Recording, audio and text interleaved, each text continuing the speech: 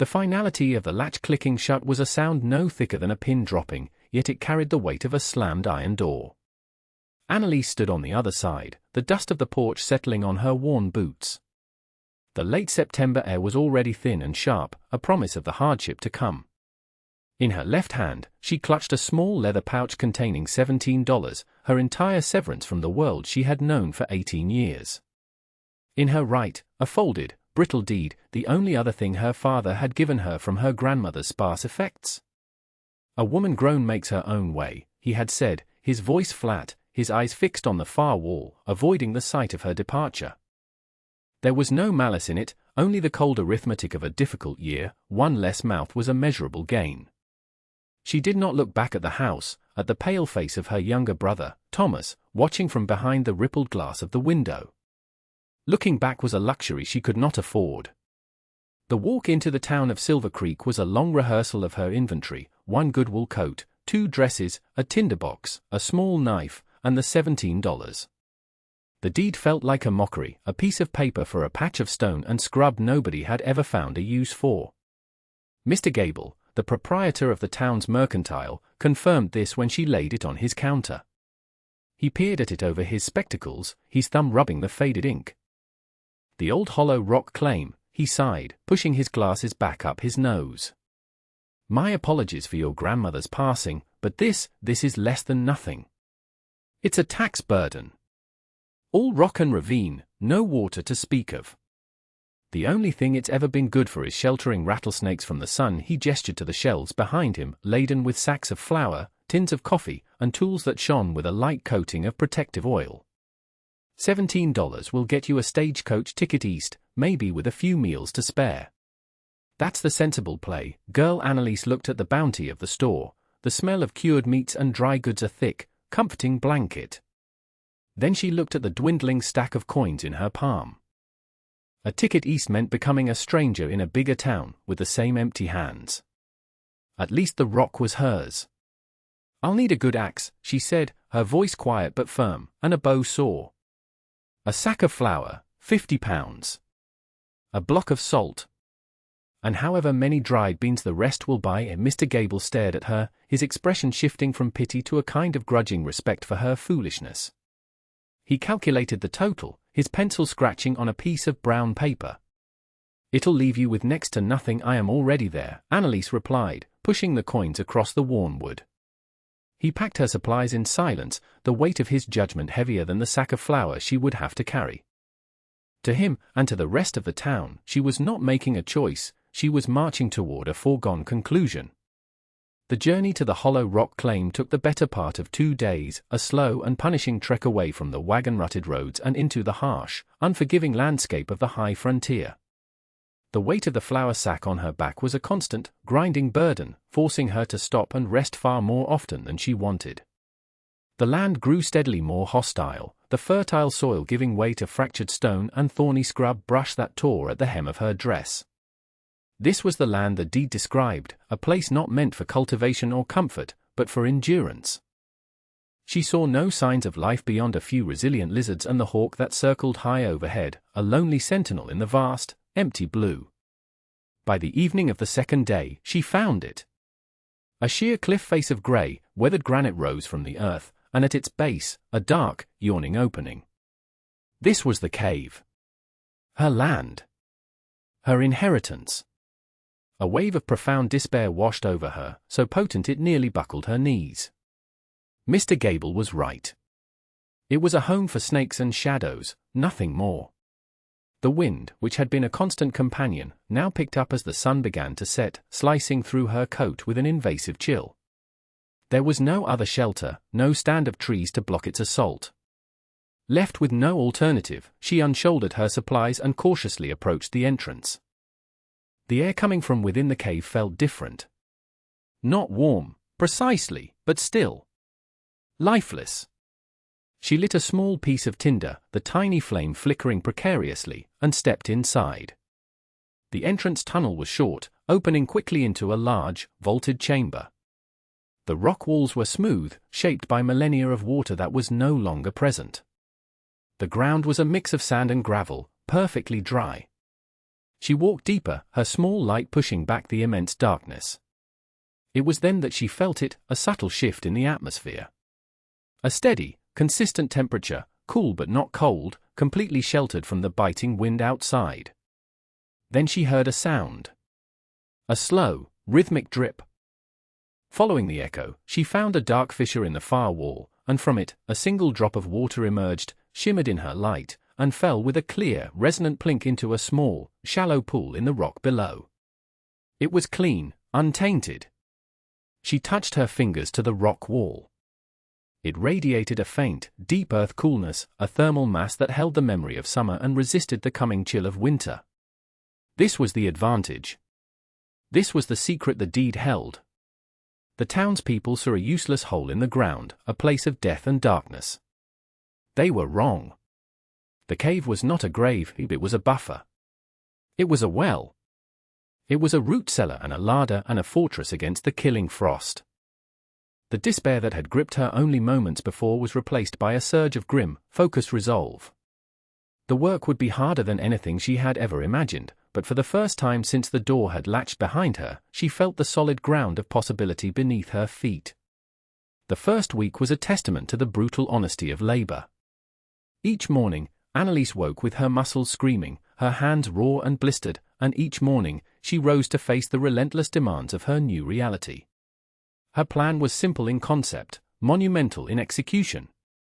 The cave would be the core of her home, the protected, stable environment for her future. The living space, however, would be a cabin built against the rock face, sealing the entrance and creating a two-chambered shelter. The cabin would face the morning sun, providing light and a small measure of warmth, while the cave would remain the dark, cool heart of the operation, a perfect place for storing food, sheltering animals, and perhaps, one day, growing things. She began with the trees, a small, hardy grove of pine she found a quarter-mile down the ravine. She had never felled a tree before, but her father had been a man who believed in observing process. She remembered the way he would size up a trunk, the way he would cut the notch to guide its fall. Her first attempts were clumsy, the bow saw catching and sticking, her axe strokes inefficient. But she was methodical. She learned the rhythm of the blade, the way to use her body weight to her advantage. The sound of the tree groaning, cracking, and finally crashing to the earth was terrifying and deeply satisfying. It was the first tangible piece of her new world. Getting the logs to the building site was another brutal challenge. She could not lift them, not entirely, so she learned the art of leverage, using smaller branches as rollers, cutting pathways through the brush, and using the natural slope of the land to her advantage. Every log represented a day of sweat and strain. By the end of the first week, she had a dozen, stripped of their branches and lying like fallen giants near the mouth of the cave. The foundation came next. She spent days gathering flat, heavy stones from the surrounding area, her back aching as she levered them into place, creating a level, stable base for the cabin walls. She measured the perimeter not with a ruler, but with her own paces, marking out a space 12 steps long and 8 steps wide.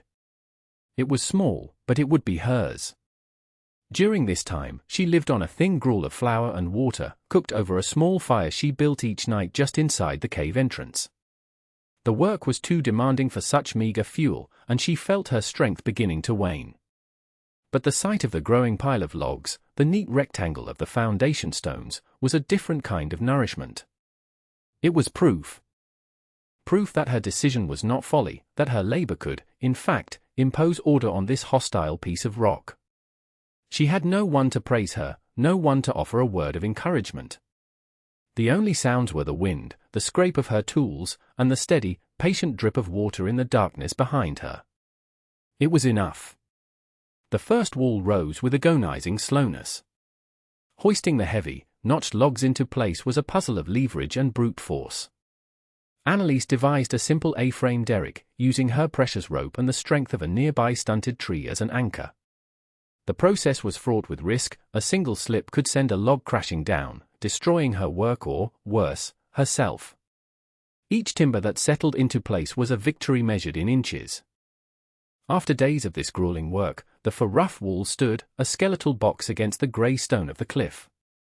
It was not pretty, the gaps between the logs were wide and uneven, but it was a structure. It had integrity. She spent the next 2 days chinking, a messy, laborious task of mixing the sandy soil with water and dried grasses from the ravine, forcing the thick mud into every crack and crevice. It was cold, unpleasant work, her fingers growing numb in the wet slurry, but as the gaps filled, the cabin began to feel less like a collection of logs and more like a room. The wind no longer whistled through it, it was held at bay. Inside, she turned her attention to the most critical system, heat. She identified a solid section of the cliff face that would form the back wall of her cabin and began constructing a fireplace and chimney. She used the flattest stones she could find, carefully stacking them, using the same mud mixture as a crude mortar. She fashioned a flue that vented up and through a natural fissure in the rock overhead, a small opening she painstakingly widened with her knife and a heavy stone. The first time she lit a fire, the cabin filled with smoke, and a familiar pang of despair returned. She had failed. But then she saw the flaw in her design, a blockage in the flue. After clearing it and adjusting the opening, she tried again. This time, the smoke drew upward, a thin grey plume disappearing into the rock, while a steady, radiant heat began to fill the small space. She sat before the crackling flames, the warmth seeping into her aching bones, and felt a profound sense of accomplishment that eclipsed all the pain of the preceding weeks. Now, the cave. It was time to prepare it for its true purpose. With her remaining energy, she began hauling buckets of the richer, darker soil she'd found in a sheltered pocket of the ravine into the cave. It was back-breaking, repetitive work. Trip after trip, she carried the soil, creating raised beds in the front section of the cave where a sliver of ambient light from the entrance could reach. In these beds, she planted the few carrot seeds she'd managed to afford and a small patch of hardy winter lettuce. It was a desperate gamble, an experiment in subterranean agriculture born of necessity. The rest of the cave she sectioned off, building simple, low fences from woven saplings to create pens. The space was ready. Her small, self-sustaining world was taking shape, built one stone, one log, one bucket of soil at a time. The dwindling sack of flour and the last handful of beans forced her hand. With the first snows threatening to dust the high peaks, Annalise knew she had to return to town. She needed livestock and a few final, essential supplies before the winter closed in for good. The walk back to Silver Creek was different this time. Her body was harder, leaner. Her hands were not the hands of a girl anymore, they were calloused and scarred tools in their own right. Her quiet demeanor, once seen as timid, now had an edge of unyielding resolve. She entered Mr. Gable's mercantile, the little bell over the door announcing her arrival. He looked up and his eyebrows rose in genuine surprise. "Well, I'll be," he said, leaning against his counter. "The cave dweller returns. I figured the coyotes had gotten you by now." A few other men in the store, a trapper and a local ranch hand, turned to look at her. Their faces held a mixture of curiosity and pity. "The winter's about to turn nasty," the trapper commented, spitting a stream of tobacco juice into a nearby spittoon. "That hole in the rock won't save you when the blizzard hits. It'll be your tomb." Annalise ignored the commentary. She did not have the energy for arguments, and she knew that words would not convince them. Only results mattered. She walked to the counter and looked Mr. Gable in the eye. "I need for laying hens and a pair of sheep, a ewe and a ram if you have them," she stated plainly. "And another 50 pounds of salt." Mr. Gable let out a low whistle. "That's a tall order, girl. The animals alone will take every last cent you have, and then some." He knew, of course, what she had started with. "You're wasting good coin on livestock that will freeze to death before the new year." "That is my concern," Annalise said, her voice even. She placed the few worn bills and coins she had left on the counter. It was just enough. The transaction was completed in a tense silence. Mr. Gable counted the money twice, as if he couldn't believe she was going through with it. The act of leading her small flock out of town was a public declaration of her supposed folly. People stopped to stare. She heard a woman whisper, "Poor thing, she's lost her mind." To grief she felt their judgment like a physical weight, a cold blanket of doubt. The journey back was excruciatingly slow, the sheep protesting, the crated chickens clucking in alarm. She had to coax them, guide them, and protect them from the harsh terrain. But as she finally led the animals through the heavy plank door of her cabin and into the surprising stillness of the cave, a quiet sense of triumph settled over her. The sheep, sensing the shelter from the wind, immediately calmed. The hens began to peck curiously at the dry ground. Outside, the world saw her as a fool destined to perish. Inside, her system was now complete. The warmth from the rock, the clean water, the animals, and the promise of food growing in the darkness were her silent, potent rebuttal. The first month of deep winter was a period of profound and disciplined solitude. Annelise's days fell into a rhythm dictated by necessity, a quiet choreography of survival. Morning began not with the sun, which was now a pale, distant memory behind a permanent ceiling of grey cloud, but with the fire. She would carefully stoke the embers, adding precious pieces of dried pine until the flames were steady, casting a warm, dancing light across the rough-hewn walls of the cabin. That warmth was the first victory of the day. While the cabin slowly shed the night's deep chill, she would move into the cave. The transition was always a shock, the air instantly cooler, filled with the smell of damp earth, animal musk, and the faint, clean scent of stone. The sheep would stir in their pen, their breath misting in the dim lantern light. She would check their water, which she drew from the endlessly patient drip, and give them their ration of the dried grasses she had painstakingly harvested and bundled in the autumn. Then came the chickens, whose frantic clucking was a welcome sound of life in the stillness. The discovery of an egg was a small, recurring miracle, a perfect, protein-rich gift from her contained world. She would then tend to her garden, a patch of earth that should not have been possible. The lettuce was pale and the carrots were small and thin, but they were growing. In the dead of winter, deep within a cave, she was creating life. She would gently water them, her fingers sinking into the cool, dark soil, feeling for the slightest sign of growth. Her meals were Spartan but sufficient. A thin stew of dried beans, salted mutton from one of the older ewes she had to slaughter, and now, the occasional fresh vegetable. It was more than she could have hoped for. The long afternoons were spent on maintenance. Mending her coat with clumsy, methodical stitches. Sharpening her axe blade on a smooth, flat stone from the cave floor. Weaving stronger ropes from strips of cured hide. These were not chores, they were the essential acts of holding back entropy, of ensuring the system she had built would endure. She spoke little, only soft words to the animals, her own voice sounding strange and loud in the immense quiet. She was utterly alone, yet she was not lonely. The constant, demanding presence of the work filled every space, every moment. The town, with its judgment and its pity, felt a world away, a half-forgotten dream. Here, in the shelter of the rock, she was not the town's fool, she was the quiet, absolute sovereign of her own meticulously crafted existence. A low hum began in the rock itself, a deep, resonant vibration that was more felt than heard. It was the first warning. Annelise had grown attuned to the language of her shelter, and this was a sound she had not heard before. Outside, the world had gone unnaturally still and silent. The air grew heavy, thick with a sense of immense pressure. When the first flakes began to fall, they were not the gentle drifters of a picturesque snowfall, they were small, hard pellets, like sand, driven by a wind that rose from a whisper to a shriek in the space of an hour. She secured the heavy plank door, wedging a thick log against it as a brace. She looked through the single small window she had built into the front wall of the cabin, a pane of glass she had salvaged from a derelict wagon on her land. The world outside was dissolving into a churning vortex of white. The snow did not fall, it flew horizontally, a blinding, scouring force that erased the landscape.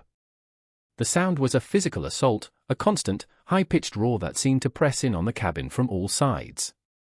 Within hours, the small window was completely covered, plunging the cabin into a dim, firelit twilight. The roar of the wind, however, was muffled. The tons of snow piling against the outer walls were acting as a second layer of insulation, sealing her in even further. Inside her sanctuary, the contrast was staggering. The fire crackled with steady indifference. The air was warm and smelled of pine smoke and the stew simmering over the flames. She walked back into the cave, and the transition was even more profound. Here, the storm did not exist. There was no sound of wind, no sense of the violent chaos unfolding just a few dozen feet away. The sheep chewed their cud placidly. The chickens slept, their heads tucked under their wings. The only sound was the familiar, metronomic drip of water into the stone basin. She placed her hand on the solid rock wall. It was cool, unmoving, eternal.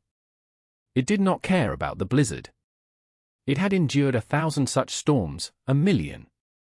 Her cabin was a fragile wooden shell, but it was anchored to this immovable certainty. She was not fighting the storm, she was simply outside of its reach, a passenger in an ark of stone. She felt a grim, unsmiling satisfaction. The town had called her home a tomb. They were wrong. Her home was a fortress, and the tomb was the world outside. The sound was almost imperceptible at first, a rhythmic anomaly in the symphony of the storm. It was not the howl of the wind or the groan of a stressed tree. It was a frantic, muffled thudding, a desperate beat against the heavy plank door, nearly swallowed by the gale. Anneliese froze, the ladle in her hand hovering over the stew pot. No animal made a sound like that. It was human. Her first instinct was a surge of pure, cold fear. The world was supposed to be dead out there. An intruder now was an existential threat, a disruption to her carefully balanced system. She moved silently to the fireplace and her hand closed around the heavy iron poker, its weight a small, grim comfort. Her sanctuary was being breached. The banging came again, weaker this time, followed by a muffled cry. It was a sound not of aggression, but of utter desperation. Her fear was slowly replaced by a dawning, terrible understanding. Someone was dying on her doorstep.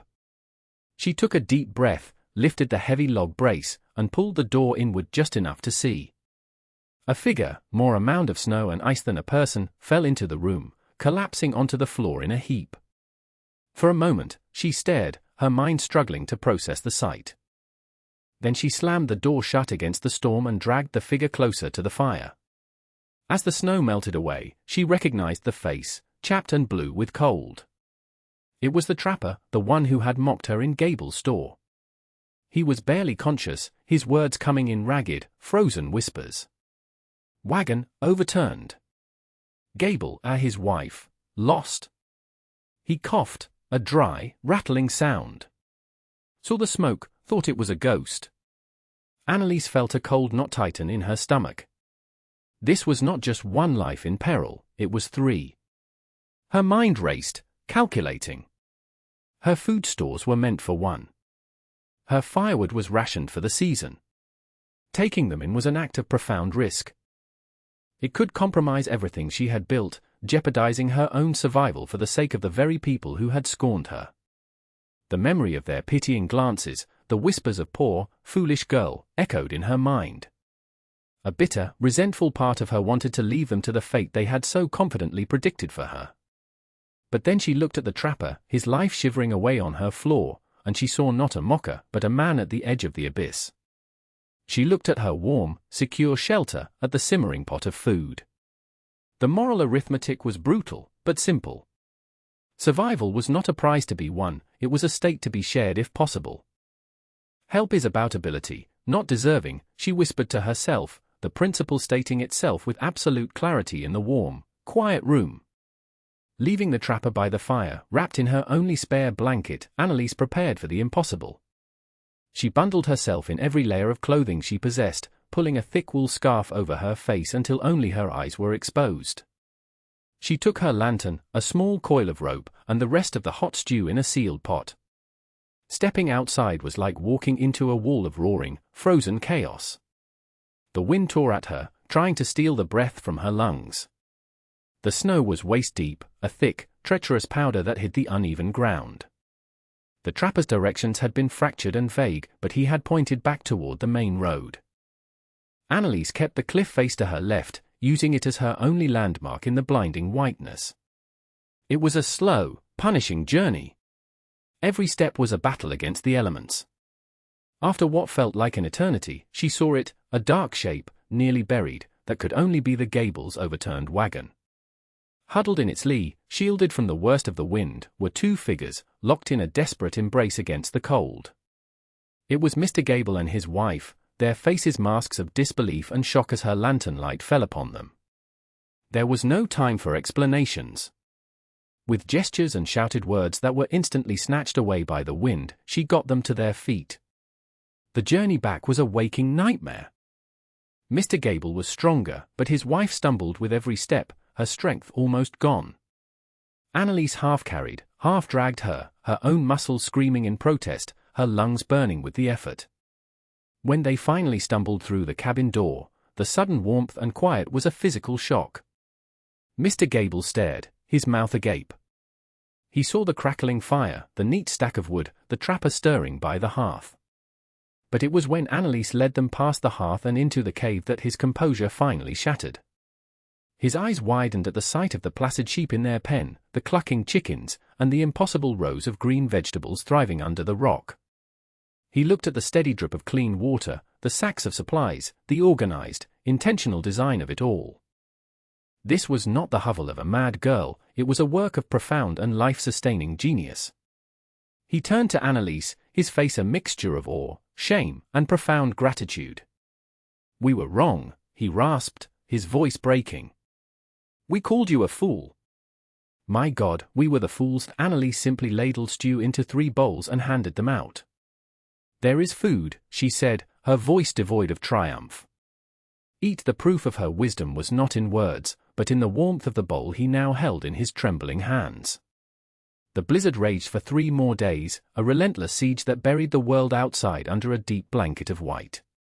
Inside the cabin and its adjoining cave, a strange and quiet truce took hold. Annalise's 3 unexpected guests, once vocal critics of her life, were now its humble beneficiaries. They watched her, their initial shock giving way to a quiet, reverent observation.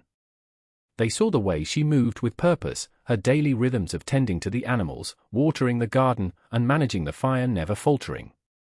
They saw that her survival was not a matter of luck, but of relentless work and intelligent design. When the storm finally broke, it revealed a world transformed, silent and dazzlingly white under a newly cleared sky. The Gables and the trapper, rested and fed, prepared to leave.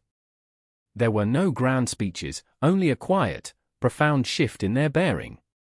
Mr. Gable pressed a gold coin into her hand. "This is not charity," he said, meeting her eyes. "It is a payment. For supplies. For passage." Annalise accepted it. It was an acknowledgement of her competence, a transaction between equals. The story they brought back to Silver Creek was more powerful than any argument Annalise could have ever made. It spread through the snowbound town like a thawing fire. The tale of the foolish girl in the cave was dead. In its place was the legend of the woman at Hollow Rock, the one whose foresight had saved 3 lives, the one whose useless land had proven to be the most secure homestead in the county. As the deep snows of winter slowly began to recede, a new kind of visitor started making the long trek to her door. They came not to pity, but to trade. A neighbor brought a sack of seed potatoes. The blacksmith offered to forge her a set of proper hinges for her door. They brought nails, salted pork, jars of preserves. They did not offer help, they offered barter. They were coming to her not as an outcast, but as a vital, respected member of the frontier community whose judgment on the nature of survival had proven to be sounder than all of theirs combined. Spring arrived, and with it, the true payoff. The ewe gave birth to a healthy lamb. The chickens laid eggs with dependable regularity. Outside, in a patch of sun-warmed earth she had spent the winter enriching with soil from the cave, she planted the potatoes and other seeds. She stood one evening, watching the sun set, the air soft and filled with the promise of new growth. Her home was secure. Her larder was full. She looked at the vast, sheer face of the rock beside her cabin, and she did not see an ending. She saw the beginning of the next phase. A cold smoker built into a fissure. A root cellar dug deeper into the cool earth. A small greenhouse, its back wall the heat-absorbing stone, to extend her growing season. The work was not over. The work would never be over. And in that simple, enduring fact, she found a deep and lasting peace.